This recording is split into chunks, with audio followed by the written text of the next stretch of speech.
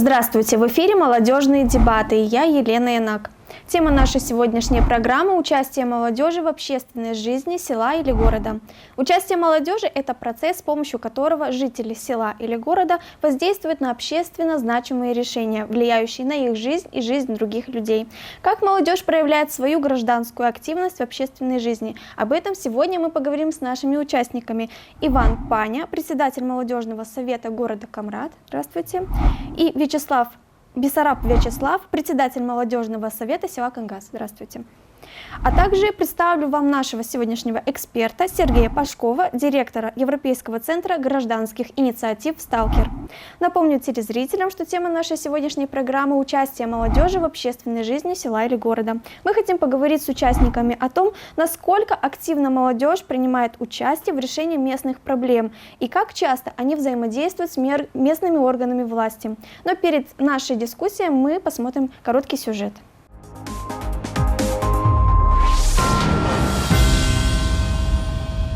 В последние годы государство стало уделять много внимания молодым людям как будущим активным гражданам. Организуются летние школы, социальные лагеря, проводятся тренинги, где учат молодежь быть деятельной. Успешным примером является волонтерская работа инициативной группы «Кувет» в селе Дизгинжа, которой помогли сформироваться неправительственная организация «Гагаузмедиа» и примария населенного пункта. Молодые люди внесли свой существенный вклад в благоустройство зоны отдыха возле сельского озера, где и они часто собираются. И в субботу собирается здесь очень много молодежи.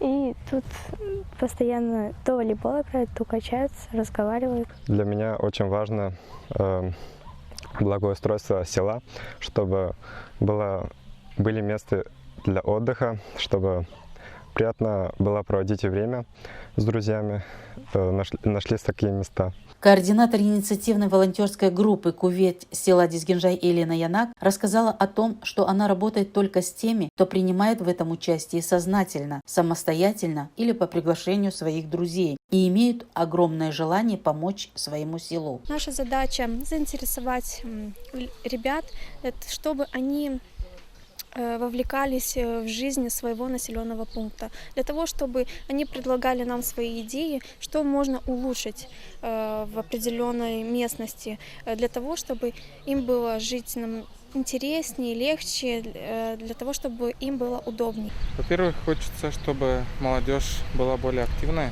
Это первая задача этой инициативной группы. Потом, чтобы молодежь была более сплоченной и была более активной в решении совместных проблем, которые есть у нас сегодня в селе. Односельчане, конечно, будут благодарны молодым людям, так как это излюбленное место не только у молодежи, но и у взрослого населения. Здесь часто можно встретить по выходным семейные празднования, пикники и просто времяпровождение сельчан вместе со своими детьми. Я думаю, что люди нашего села поймут это с хорошей стороны, не будут пачкать. Ну, пачкать одно, портить не нужно. Мы что только сегодня не красили. Качели покрасили, колодец покрасили, мусорник покрасили, мангал, столы. Я вот мусорный бак тот красила, там помогала красить, сделать лучше людям. Мы сегодня с другом красили столик со стульчиками. Вот тот большой стол с стульями, где можно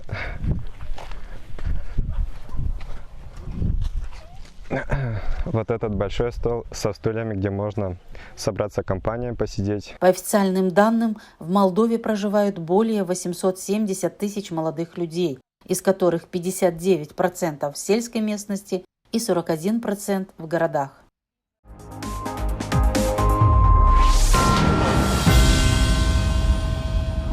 Это был положительный пример села Дизгинжа.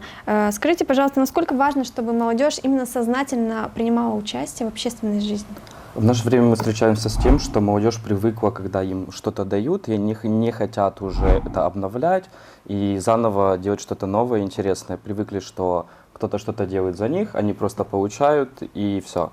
И это начинается с школ, садиков, ну, как сказать, что и во всем постпространстве Советского Союза остался такой же менталитет, но это будет неправильно сказать, это учение в тот период всегда делалось все и для всех, хватало вроде время, чтобы сделать и моменты всем хорошо. А сейчас родителям говорят, делайте сами, мы тоже делали сами, но в то время были ресурсы, чтобы что-то делать, а сейчас нет ресурсов, есть желание, но редкое. Вячеслав, как вы считаете, должна ли молодежь сознательно вовлекаться в решение местных проблем, не ждать, как говорит Иван, кого-то, чтобы кто-то что-то дал? Ну, у меня, наверное, противоположное мнение с Иваном, так как я считаю, что проблема стоит больше в заинтересованности молодежи. Умение правильно заинтересовать и обучить молодежь – это, наверное, основное, что нужно менять в нашем сообществе. Потому что молодежь, то есть этих людей, кто вырастил? Вырастили мы, наши родители. И это поколение, ну, скажем так, оно не вложило тот интерес, который нужен. Оно не вложило те качества, которые нужны были для того, чтобы молодежь могла развиваться в этой сфере и быть активной. Как мы помним, молодежь одна из самых неактивных у нас слоев населения, как на выборах, так и в принципе. Если говорить о ресурсах, то ресурсы на самом деле есть гранты, есть грантовые программы, есть НПО, в рамках которых они могут работать. На самом деле многие примарии идут навстречу к молодежи. Вопрос в том, что молодежь не обращается, потому что молодежь не заинтересована в том, чтобы работать в этой сфере. Они не видят плюсов. Нужно правильно объяснять, зачем это нужно. Какие плюсы это им принесет, что это может быть действительно интересно. Так как по моему опыту работы я скажу, что большинство молодежи с удовольствием вовлекается в ту или иную деятельность. Главное, чтобы она им была интересна. Если вы вызываете интерес у молодежи, если вы вызываете позитивные эмоции, чаще всего молодежь с вами будет работать. И я считаю, что это и нужно менять. То есть научиться правильно работать с молодежью, подходить по-другому к молодежи. Потому что методы обучения, которые были 20 лет назад, и методы обучения, которые сейчас, они отличаются, они должны отличаться. Но из-за того, что и система образования достаточно медленно меняется у нас, и остальные какие-то аспекты, потому что разрыв между поколениями очень большой, и мы не всегда понимаем друг друга с родителями. Из-за этого происходит вот этот диссонанс. Поэтому да, и молодежь просто не вовлекается в ту жизнь, в которую хотят, чтобы они вовлекались взрослые. Поэтому я считаю, что основное – это нужно заинтересовать молодежь, обучать ее и показать плюсы. И молодежь будет вовлечена. Иван, а как вы считаете, почему пассивность молодежи? Лень. Стандартная, обычная лень. И что нужно делать, чтобы эту лень? Сказать, что действовать с варианта кнут и пряник, это уже не работает. Сейчас мы живем в таком обществе, что все хотят что-то получать, и сейчас я говорю о финансовом плане. Ребята привыкли к этому, и поэтому они не хотят делать ничего бесплатного. Больше предоставить им досуга и больше полномочий каких-то новых. Допустим, кто из молодых ребят может, как у нас в Камрате, в других населенных пунктах, свободно зайти к примару, провести с ним дискуссию, и это даст какие-то плоды. Ну, это очень редко так. Что нету заинтересованности у молодежи, вот нету такой возможности. Вот у меня есть идея, я пришел в примарию предложить свою идею. Вот, насчет идей мы запускали, нам помешал очень сильно карантин, вот эта вся история, которая длится по всему миру. Мы запустили такой мини-проект, мы его так назвали, «Мой город, мой досуг», чтобы люди скидывали нам свои идеи, и мы могли их реализовать. И человек принимал прямое участие в реализации данного проекта, то есть был как его куратор. Мы получили только одну идею, и то она вообще не связана по теме с нашей. Это совершенно другое было. И об этом мы говорили в школах, говорили в университетах, на сайтах размещали, давали информацию, но никто не хочет делиться своим просто так. Досуг, да. А как стимулировать молодежь, чтобы она вовлекалась в общественные значимые какие-то, чтобы участвовала на каких-то тренингах? Как их мотивировать? Что нужно делать для этого? Что делают для этого местные органы власти? Я скажу полностью, что вообще наши органы власти ничего для этого не делают, потому что... Чтобы развивать активность молодежи, да, молодежь нужна для того, чтобы нужен физический труд от молодежи. Когда нужно что-то сделать тяжелое, ребята, давайте пойдемте посадим деревья. Окей, нам привезли гуманитарную помощь, придите, помогите принести. Ребята, есть, допустим, 5000 лей, придумайте, что с ними сделать. А так никто не скажет. Нужно говорить, дайте нам 5000 лей, дайте нам что-то, и мы это сделаем. Просто никто не дает... Может, они ждут, чтобы молодежь пришла? Просто не до молодежи, на самом деле. Все думают о других аспектах. Про нас забывают всегда и везде. Если брать пример стран Европы и даже ближние страны Европы, как минимум 1% бюджета государства идет на молодежь. У нас это далеко не 1%, это намного-намного меньше. Если говорить о суммах наших местных, в Гагаузии это около 900 тысяч, и то это со всем управлением, то, что это людям надо зарплаты платить, ей поддерживать все, а по сути остается 1200 на весь год. Как вы считаете? Я думаю, что в этом случае виновата не только молодежь в их неактивности, виноваты и местные органы власти, и в принципе система, так как система не настроена на поддержку местных инициатив в первую очередь, нет механизмов, по которым молодежь могли бы помогать финансово. Во многих странах есть открытые колы на протяжении всего года или определенная сумма денег на молодежные инициативы. У нас, к сожалению, такого нет. Также молодежь не включает при планировании мероприятий в населенном пункте. То есть на год, каждый год планируют определенные мероприятия на молодежь, чаще всего в селах. Но для того, чтобы реализовывать эти мероприятия, нужны молодежные работники в каждых селах. А у нас таковых нету. Если они и есть, то они занимаются параллельно и культурными мероприятиями, и спортивными мероприятиями, поэтому времени на все это у них нету. А отдельную ставку у нас давать не хотят. А что делает ваш молодежный совет для того, чтобы вот это развивать, эту сферу? В нашем случае мы участвовали 2 раза в планировании бюджета, то есть вовлекались. Мы использовали деньги именно при мэрии, которые были на молодежные мероприятия, так как в течение 2 лет не использовалось менее 20% от этого бюджета. То есть если планировалось там 35 условно тысяч лей или 40, из них использовали там только 10, может 8 тысяч лей. И иногда эти мероприятия были сомнительного характера, то есть совсем не молодежными. Отдавались, не знаю, на 9 мая. Ну, то есть это не совсем молодежные мероприятия. Кто должен это контролировать? Молодежь, может, она должна контролировать, куда... Вот у вас есть мероприятие, вы должны тратить на нас, мы... Может, нету с обоих сторон, получается, желания? Да, с обоих сторон, получается, нету этого желания. И я бы предложил как вариант решения этой проблемы, это тесное сотрудничество местных органов властей с НПО. У НПО есть опыт, специалисты, которые могут помочь. Местные органы власти могут нанимать на контрактной основе их в качестве специалистов, и НПО с удовольствием будут вовлекаться, неправительственные организации, в эту деятельность. Я считаю, что это достаточно эффективный механизм в случае, если у вас нет молодежного работника, который на постоянной основе может организовывать все мероприятия, и мероприятие будет на должном уровне проходить. Потому что молодежные работники не всегда могут осведомлены быть о всех трендах, они не могут быть всегда спикерами, они могут заниматься, не знаю, какой-то организаторской деятельностью, там, максимум организовать мероприятия, но люди, которые там должны работать с молодежью, говорить с ними, это должны быть специалисты, понятное дело, и которые знают чуть больше, чем местные органы власти.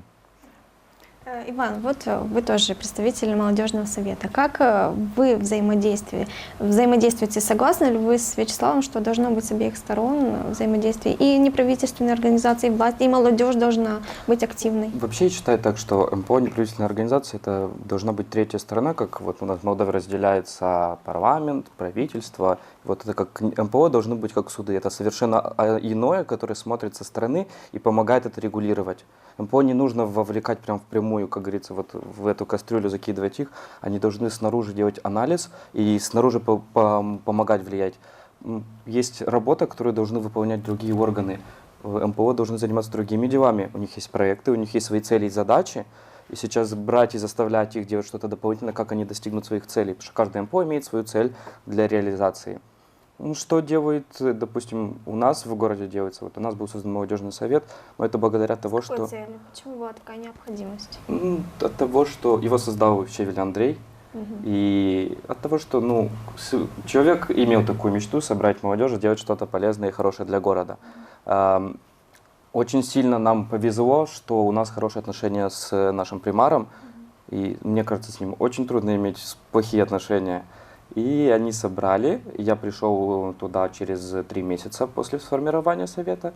Ребята делали, первый год был полностью бесплатный, все делалось на своем интересе, на поиске каких-то маленьких спонсоров, все делать просто на интересе, на То есть в энтузиазме. Камрате со стороны Примарии Это есть был первый, интерес, да? первый год, а вот в прошлом году, когда делали бюджет, мы выбили с очень большим трудом, но у нас были дискуссии с примарами, советниками, были очень интересные дискуссии во время совета, давать ли нам какую-то финансовую поддержку, но у нас это получилось, мы выбили для молодежи 100 тысяч лей совместно с молодежным центром «Аксис», который находится в 6-й школе, мы с ним очень плотно сотрудничаем. Но сейчас нам мешает карантин и А какие некоторые... планы, что вы планируете делать с этой суммой? Вообще так, что мы планировали, только сейчас нам начинают переводить некоторые начальные суммы, потому что наша жизнь приходит только сейчас в порядок после этих 3-4 ужасных месяцев. Мы проводим тренинги, уже несколько тренингов провели, вечерние мероприятия. Мы хотим дать большой упор на образовательную часть в школах, чтобы общаться с ребятами, понимать, чего они хотят. Школа, университет, наш колледж, все, что находится рядом с нами. И очень сильно хочется дать упор на грамотность отчасти юридическую, потому что у нас ребята не знают, кто такой примар, кто такой советник и кто за что отвечает. Если они не знают, как они будут вовлекаться и что-то да. спрашивать. Кому идти, чтобы просто показать, ребята, вот это тот человек, который может вам помочь. И если вы напишете правильно заявление, правильно подадите бумаги, вам не смогут отказать ни в коем случае. В таком аспекте. Так, нам очень удобно, мы когда что-то хотим сделать, напрямую на звонке с примаром. Сергей Ильич, нам нужно что-то, мы хотим, допустим, убрать где-то. Все, приезжает транспорт, инструменты, ребята, работайте, пожалуйста. Все, что нам необходимо, мы это можем получить. Но это Камрат, это у нас так, это хорошо, что у нас так. А в других населенных пунктах мы смотрим, что у нас молодежный совет в Кангазе и в Чедрунге. Все. А Гагаузия не маленькая. Вячеслав, как вы считаете, насколько важно, чтобы молодежь была юридически подкованной? И вообще, как у вас взаимосвязь с вашими местными органами власти в Кангазе? Нам очень повезло, что примар шел нам навстречу, в принципе, и советники шли нам навстречу в наших инициативах. Понятное дело, что они не занимались организацией ничего. Ты приходишь с готовой идеей, с готовым бюджетом, что тебе нужно конкретно, и проводишь свое мероприятие, но это отрадно, что местные органы власти поддерживают так или иначе. В нашем случае, когда мы открывали совет года 2 назад, мы начинали изначально с проекта. То есть я закончил как раз 4-месячные курсы по проектному написанию. Я решил, что это была бы хорошая идея реализовать какой-то проект на территории села Кангаз. Я тогда написал небольшой проект на 1500 евро. Да, где-то так, наверное, было. И мы реализовывали мероприятие в течение 5 месяцев. А с какими проблемами вы сталкиваетесь для того, чтобы вот эти добровольческие какие-то движения организовывать в плане с молодежью? Есть какие-то проблемы? Наверное, проблема в том, чтобы заинтересовать молодежь. У меня не было опыта, когда я начинал в том, как заинтересовать молодежь, потому что я изначально был инициативный. У меня всегда был этот порыв, просто нужно было правильно его как-то направить, а для того, чтобы заинтересовать молодежь, нужно это уметь. Нужно работать над этим очень долго и упорно, находить всякие интересные механизмы. В нашем случае механизмом стали международные поездки. То есть благодаря тому, что я в этой сфере пару лет был и завел хорошие знакомства, я знал об очень многих международных поездках, которые были, и своих волонтеров я просто отправлял за границу, которые мне помогали, и поддерживал их инициативы. Как да, там делается, они видели уровень, которого можно достичь. Они видели, что благодаря своей работе ты можешь поехать в другие страны, причем бесплатно. Да, в рамках программ, деятельность больше ценится за границей, да. чем И они оплачивают тебе все расходы, поэтому ребятам было очень интересно. Во-первых, это сложно при наших финансовых возможностях на территории Гагаузии. А во-вторых, это отличная возможность, в принципе, познакомиться со многими ребятами. После этого ребята были очень вдохновленные и активно вовлекались в нашу работу. А насколько ваша молодежь идейная такая, насколько легко с ними сотрудничать? Скажу так, если правильно найти подход, можно все. Я старался как мог, честно. Молодежный совет, в начале у нас было только 2 члена, я и мой друг, и по итогу подключились больше людей, по итогу у нас стало 14 человек. Вот по окончанию нашей работы. Мы, в принципе, закончили нашу работу до карантина большую часть. Во время карантина мы проводили какие-то разовые мероприятия раз в месяц, проводили всякие онлайн-тренинги, пытались что-то провести. Мы выиграли тогда уже 2-й проект. Но, к сожалению, было сложно во время карантина собрать, поэтому мы будем думать над дальнейшей деятельностью. У нас, напомню, в студии есть эксперт, приглашенный Сергей Пашков, директор Европейского центра гражданских инициатив «Сталкер». Давайте у него поинтересуемся, как нужно стимулировать молодежь для того, чтобы они больше вовлекались в общественную деятельность села или города, в котором они проживают. Расскажите, пожалуйста, как вы взаимодействуете с молодежью и согласны ли вы с таким стереотипом, возможно, что молодежь нынче не та, что она не хочет работать, сидеть в интернете? Во-первых, добрый день, дорогие друзья. Во-вторых, стереотип насчет того, что молодежь не та, он всегда был. Был я, школу закончил, нам тоже говорили, что мы не те. Так, наверное, и нашим родителям и так далее. Очень замечательное выступление, ребят. Замечательно. На самом деле, я бы хотел, чтобы эту передачу посмотрели властимущие. Вряд ли, наверное, но вдруг все-таки кто-то посмотрит. Потому что, как правильно сказали, во-первых, нужна мотивация. Мотивация, у нас все опирается в мотивацию. У нас, к сожалению, далеко не вся молодежь знает, какие огромные преимущества дает именно волонтерская деятельность. Тем более у нас есть замечательный закон в Молдове о волонтерстве с выдачей волонтерских книг, которые дают и преимущества при поступлении в вузы и много других. Во-вторых, они развивают именно чувство ответственности. То, что не хватает у нас, у молодежи, не хватает и у более старшего поколения. Ответственность за то, что происходит в том населенном пункте, где ты живешь, в том регионе и в той стране. То есть у нас реально, как говорил правильно Ваня, что все чего-то ждут. Ждут, что кто-то придет сделает, придут власти сделают, придут там фонды какие-то дадут денег, какие-то страны помогут, еще кто-то. Пока у нас не начнут брать ответственность за то, что происходит вокруг. Старшее поколение, которое дает пример молодежи. Потому что я думаю, что у ребят, наверное, и родители такие же, какие-то инициативные, более ответственные. Ну, я надеюсь, по крайней мере, так. Может это не так. Для властей хотелось бы сказать, что да, когда закладываются деньги на молодежь, зачастую они делаются для галочки. Надо провести столько-то мероприятий, и чтобы было вот столько-то человек. Вот этот план опускается сверху, и он подгоняется. Насколько он эффективен и будет иметь в дальнейшем эти мероприятия продолжение, как правило, об этом никто не задумывается. Во-вторых, при планировании бюджета очень вот эта четкая формулировка молодежной инициативы. Не им то, что навязывается, то, что сидят взрослые дяди и тети, которые считают, что молодежь должна делать это.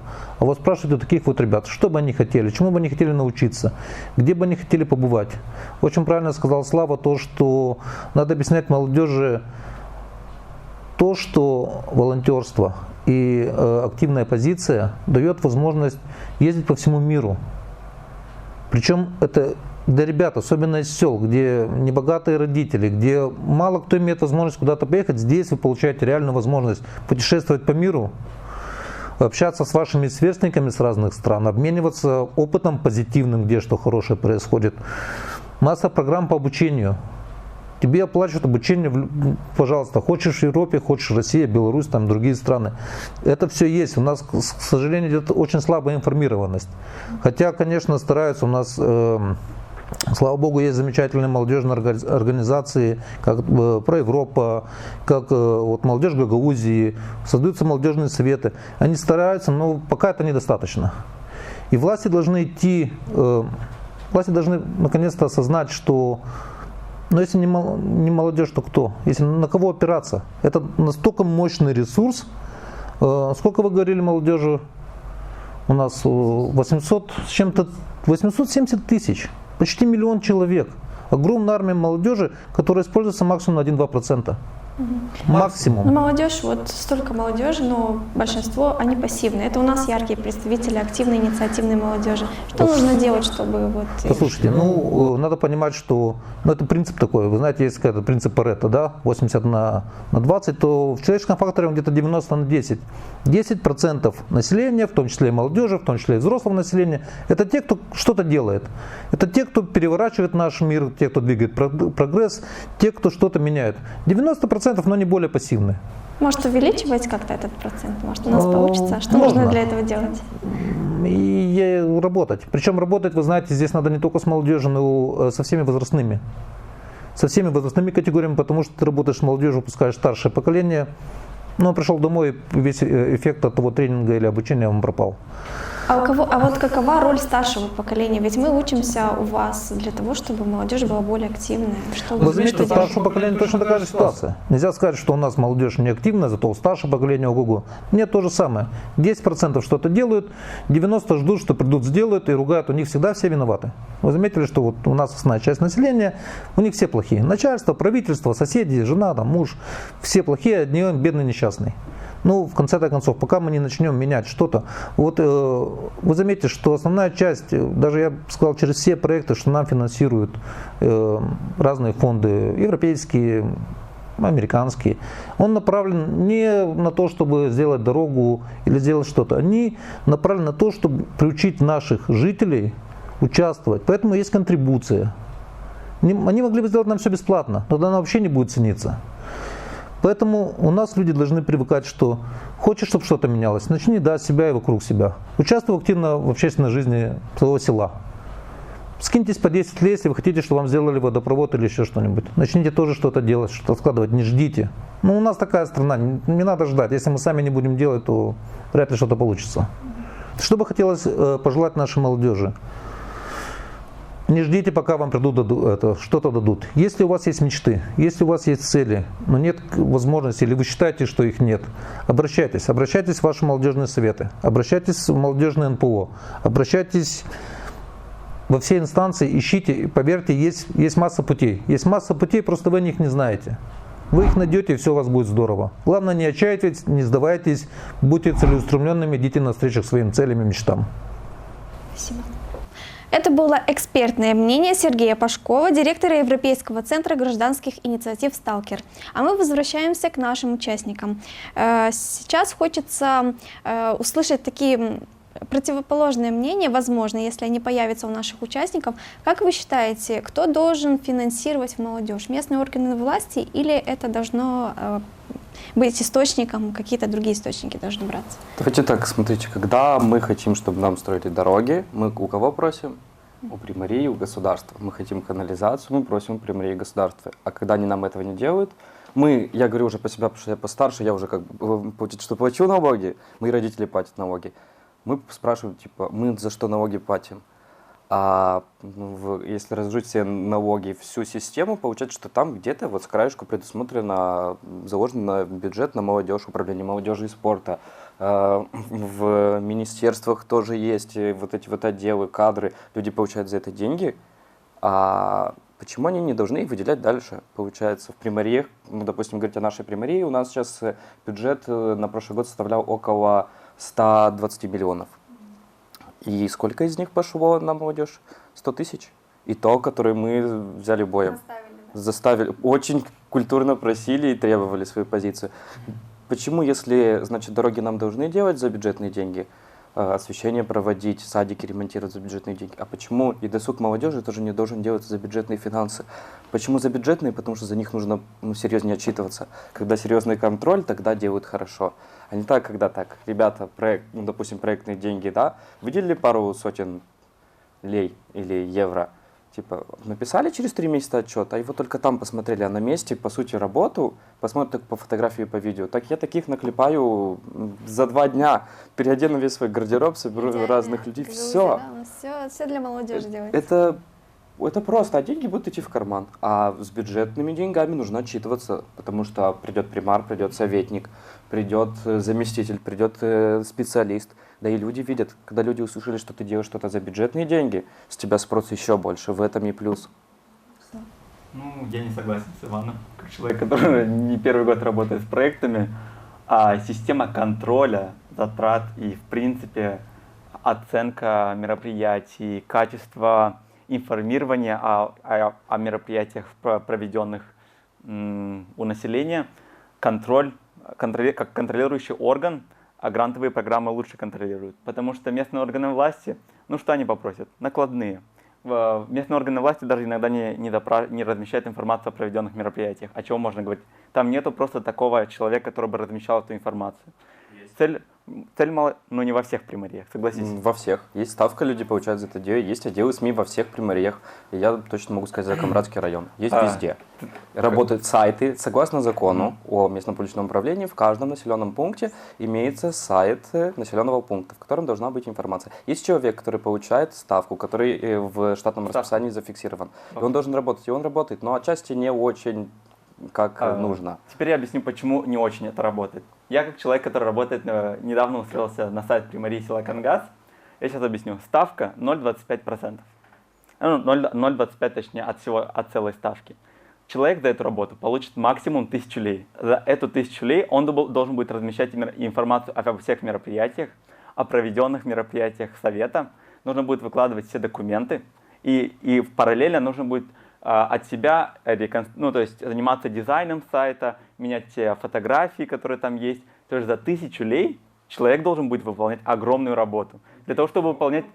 Он сам согласился на 0,25. Ставка-то есть полная, он сам согласился на 0,25. Полной ставки нет. Тогда можно контракт не подписывать. Для того, чтобы выполнять качественную работу, нужен штаб из людей, которые будут снимать фотографии, воспроизводить, то есть делать видео, писать тексты. Нужен конкретный хороший штаб. Для этого финансов нету. Поэтому я и говорю о том, что на данный момент я честно не знаю. В этом и дело. Просто мы не можем сейчас сравнивать Камрад и Кангас. У нас этим занимаются 3 человек. И у них более-менее получается. Ну и на сайте примарии не должна постоянно высвечиваться информация о проведенных мероприятиях молодежных. Когда у вас этих мероприятий каждый день, простите, это будет неинтересно. В рамках нашего проекта мы проводили иногда по 2 мероприятия в день, в течение недели. И в рамках этого ты отчитываешься за каждое мероприятие, за каждый цент. И это... Самая большая финансы, которые вам переводили, это сколько? Какая разница? Это важно. Самая большая сумма? Да. 40, 50, 10, 20. За что вы больше отчитывались? Не знаю, там в леях, мы в евро. отчитываемся за каждую ручку, даже за ластик, который ты да. покупаешь за лей. Сколько больше всего?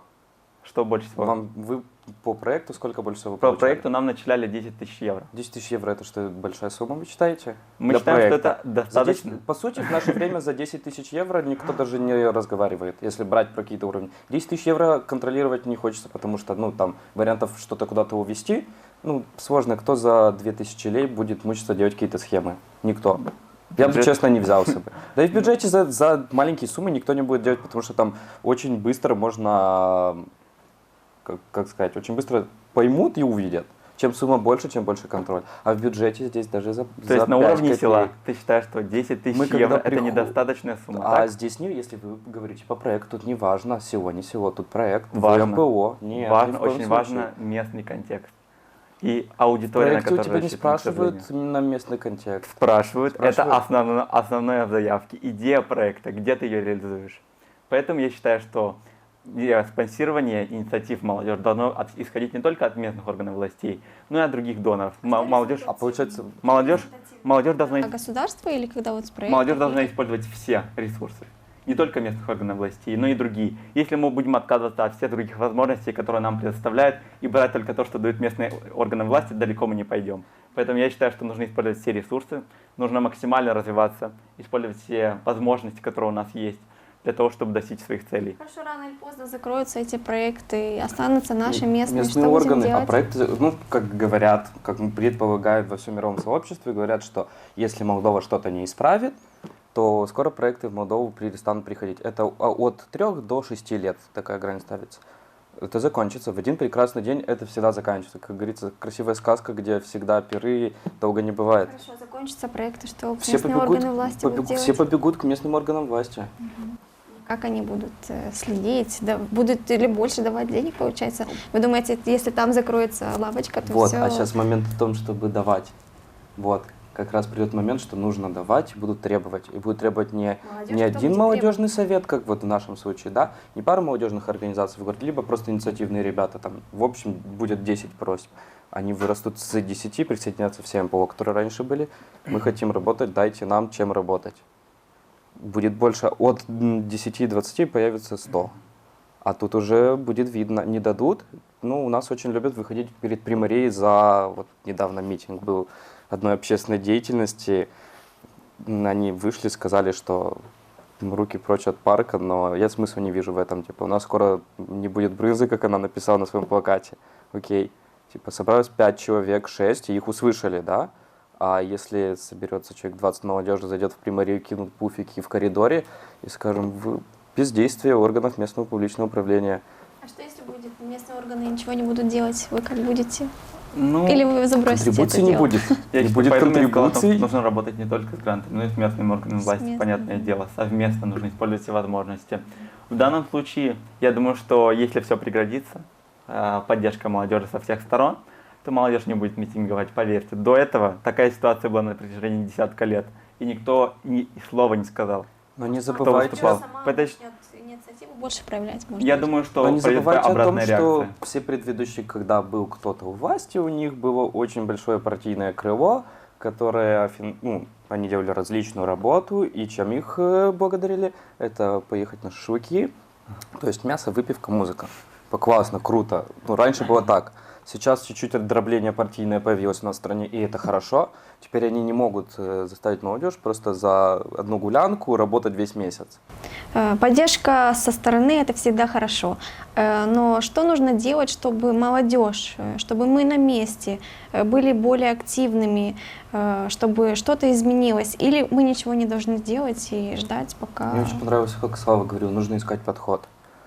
Нужно, на самом деле, нужно начинать с тех ребят, кто помладше. Это вот у меня есть брат, и мы… С садика, да? Ну, садика еще у них понимание, ну, отчасти на них тоже можно влиять, это по чуть-чуть. Да, про них тоже нельзя забывать вообще. У меня вот есть младший брат, ему 14 лет, и я скажу, что некоторые аспекты в его воспитании, как человека со своей стороны брата, я уже упустил.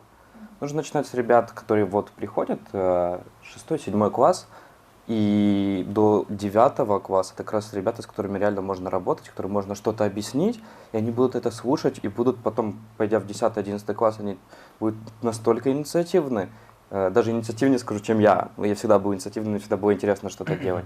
А смотря на, если как обычно все делают и берут, общаются с ребятами, просят что-то у ребят, это вот 10-12 и университет, им не до этого.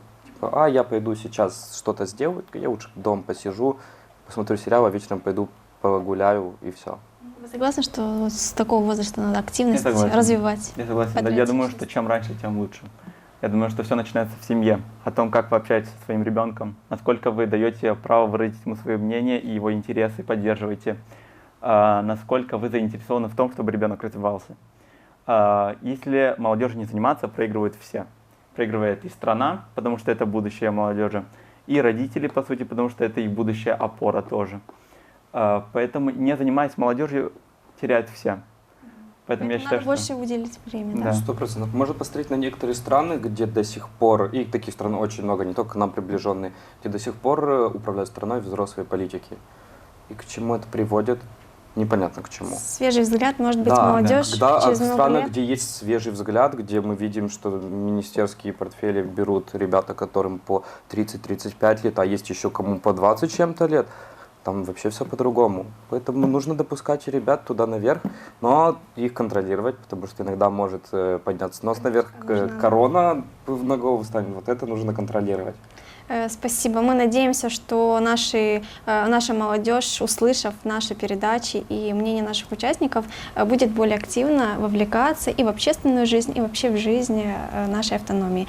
Это были молодежные дебаты. Напомню, что тема нашей программы – участие молодежи в общественной жизни села и города. И наши участники – Иван Паня, председатель молодежного совета города Камрад, и Бессараб Вячеслав, председатель молодежного совета села Кангаз, а также наш эксперт Сергей Пашков, директор Европейского центра гражданских инициатив «Сталкер». До скорых встреч в следующем эфире. С вами была Елена Янак.